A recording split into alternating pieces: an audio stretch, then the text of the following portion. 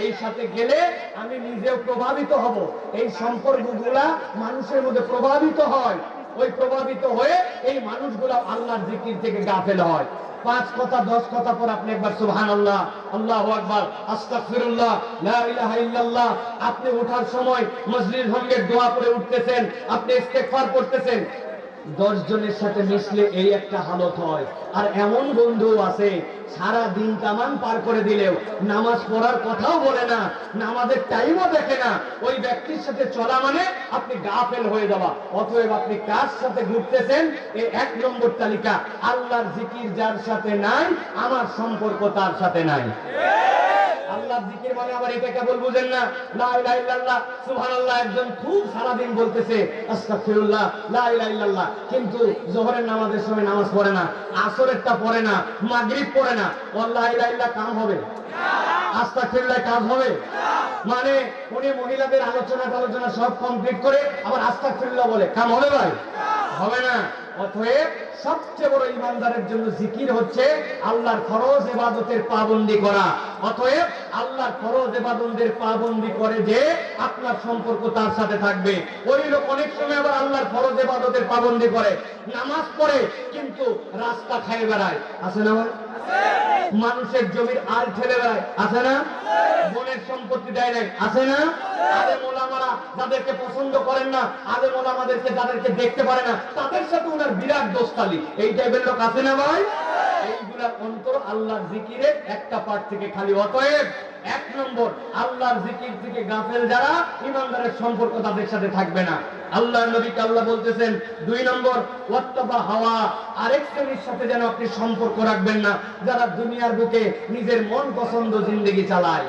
ইসলাম কিছু মানে, আবার ব্যক্তিগত ইচ্ছাও কিছু মানে, আল্লাহকেও মানে, আবার সমাজকেও মানে। আপনাদের এলাকায় আসেনি ভাই?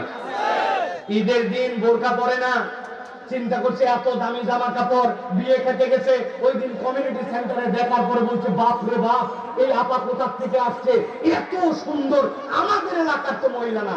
ওই মহিলা বলছে, আরে বউ কি উল্টা পাল্টা বলতেছিস, আমি তোর পাশের বাড়ির তসলিমা আপা।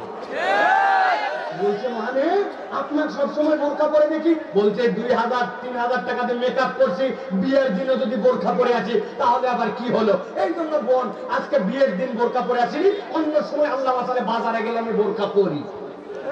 এরকম আসেনি? তাহলে এই যে আল্লাহকে কিছু মানলো, আবার মন যতটুকু চাইলো ততটুকু মানলো। আল্লাহ বলতেছেন যারা মন পছন্দ জিন্দেগি চালায়, আল্লাহ মানে সমাজকেও ইলাহ বানায়, আল্লাহ মানে পরিবেশকেও ইলাহ বানায়, আল্লাহ মানে আবার নিজের মন পছন্দেও চলে। আল্লাহ বলছেন এই মানুষ কখনো প্রকৃতার্থে তোমার কল্যাণকামী নয়। অতএব এই মানুষের অনুসরণ করা যাবে না। 3 নম্বরে আল্লাহ বলছেন ওয়া কানা আমরুহু ফুরুতা, আরেকটা শ্রেণী আছে ভয়ঙ্কর শ্রেণী। তারা কারা?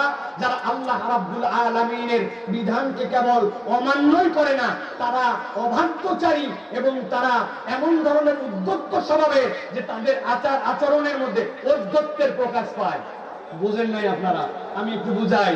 একজনকে বলছেন ও ভাই চল না ভাই, আসরের ওয়াক্ত হয়ে গেছে, নামাজটা পড়ে নিন। ও ভাই তুমি মুখে দাড়িটা রাখলেন না, তোমার কত সুন্দর লাগবে। যেই না আপনি বলছেন আসরের নামাজের কথা, ও হয়তো আসরের নামাজটা ওই ওয়াক্তে পড়বে না, কিন্তু বলতেছে ভাই আসলেও নামাজটা পড়া উচিত, কিন্তু ভাইরে আমার একটু শরীরটা আজকে পরিষ্কার নাই, নামাজ পড়বো ইনশাল্লাহ, আমার তো পড়া উচিত, তুমি আমাকে ডাকছো, এই কাজটা ভালোই করছো ভাই, দাড়িটা রাখা উচিত। ভাই রাখেন না কেন? বলছে আসলে আমার এটা শয়তানি, দাড়ি রাখলে কোনোই সমস্যা নাই, কিন্তু মনে যে কি অবস্থা, অচিরে আমি ইনশাল্লাহ দাড়ি রাখার চিন্তা করতেছি। এটা একটা জবাব। আর একটা শ্রেণীকে বলছেন চলো নামাজ পড়ি, চলো দাঁড়িয়ে রেখে, যখন নামাজ পড়া লাগবে তখন আমি নামাজ পড়বো, এত আমার বলার দরকার নাই, সময় হলে দাঁড়িয়ে রাখবো, এত দাঁড়িয়ে করেন কেন? আছে না ভাই?